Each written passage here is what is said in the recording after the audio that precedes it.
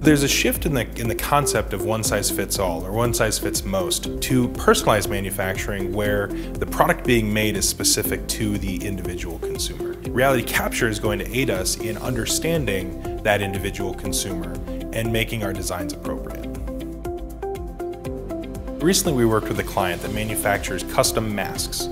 And instead of going and physically measuring the person's face that was going to wear that mask, now that person can simply take their cell phone and take a 6 or 7 second video of their face and upload that video to a portal for the manufacturer to take that video, run it through photogrammetric processing to have an accurate model of that individual's face, which could then supply information for the custom manufacturing and 3D printing of masks that would personally fit that individual.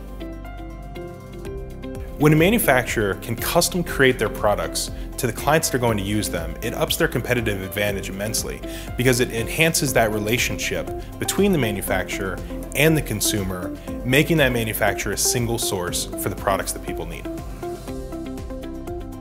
So in such a rapidly changing environment with a lot of different technology allowing us to do different things every day, it's best to have an idea of where we want to go, put strategic planning in place to make a roadmap of how to get there. And IMAGINiT experts, with the expertise that we have and the experience we have working with so many different